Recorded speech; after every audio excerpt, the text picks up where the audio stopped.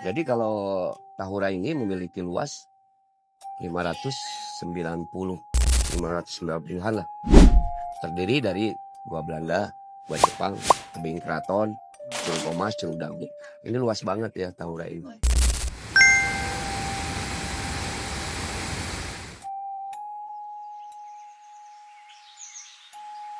Sekarang dijadikan untuk objek wisata dan penelusuran sejarah ya.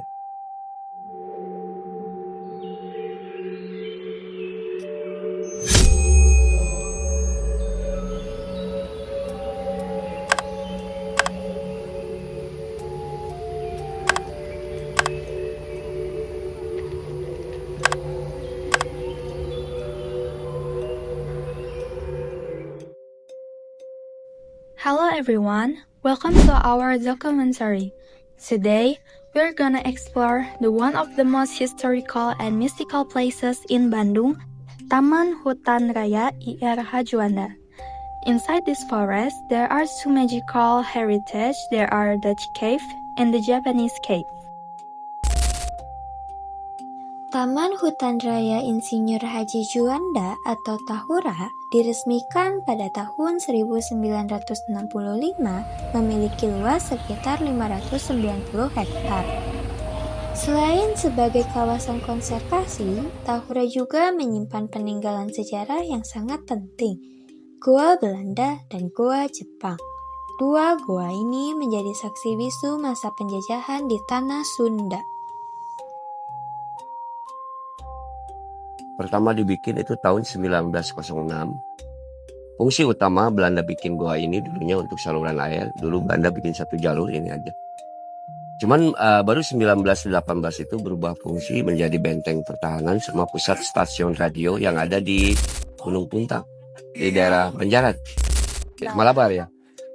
Cuman saluran airnya tidak berfungsi, mungkin sering longsor. Makanya dipindahkan ya, dibikin lagi di atas ini. Di atas ini ada saluran air lagi. Nah ini berubah fungsinya 1918 menjadi benteng pertahanan sama pusat stasiun radio. Tahun 1965 sempat dipakai gudang senjata oleh tentara Indonesia. Tahun 70-an dipindahkan ke Bojongkoneng, ke daerah Ciputra Pahlawan. Nah, diresmikannya 14 Januari 1985 oleh Presiden Soeharto. Mitos di daerah Dago Pakar ada satu mitos. Saya kasih clue sedikit. Jadi kalau orang Dago Pakar itu menyebutkan rasanya cabai itu cukup hangat ya. Nah itu ada yang lain lagi kan. Tak heran Belanda membangun gua di banyak titik.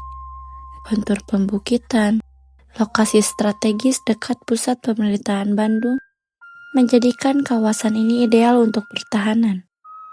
Meski tidak terlibat langsung dalam peristiwa Bandung Lautan Api, kawasan Tahura memiliki peran strategis sebagai wilayah pertahanan di utara Bandung. Tidak jauh dari Gua Belanda, terdapat Gua Jepang yang dibangun pada tahun 1942. Gua ini memiliki 4 pintu masuk dan beberapa lorong penghubung. Fungsinya sebagai markas pertahanan militer Jepang, sekaligus tempat penahanan para Romusa. Gua ini menjadi simbol penderitaan rakyat Indonesia pada masa pendudukan Jepang. Gua Jepang ini dibangun tahun 1942, dikerjakan sama orang kita atas dasar suruhan Jepang. Lebih dikenal dengan Romusa, kerja paksa. Gua Jepang ini sebetulnya kan gua belum selesai, cuman ada rencana ini untuk dijadikan pos militer Jepang. Kondisinya ini kalau gua Jepang masih dalam penggalian. Jadi belum benar-benar digunakan kalau ini. Karena Jepang juga kan menggunakan gua Belanda. Seperti halnya Belanda, Jepang pun memilih kawasan Tahura bukan tanpa alasan. Hutan lebat dan letaknya yang tersembunyi menjadi benteng alami yang sulit ditembus.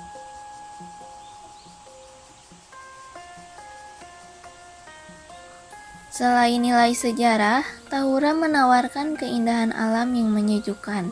Pepohonan rindang, udara segar, dan suasana damai berpadu dengan peninggalan bersejarah.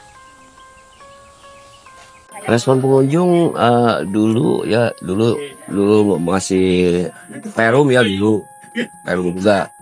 Cuman nggak signifikan sekarang. Sekarang kan pengunjungnya makin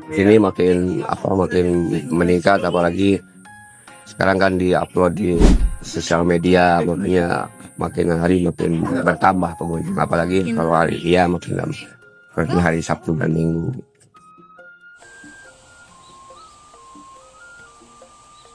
Untuk menjaga kelestariannya, pengelola menekankan kebersihan, keramahan pada pengunjung, dan larangan coret-coret di dalam gua.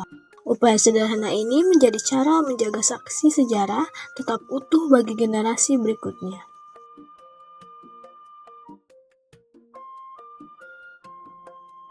And that's our journey through history inside the Dutch caves and Japanese caves in Taman Hutan Raya IR Juanda. These caves remind us not only of past struggles, but also the importance of preserving our cultural and natural heritage.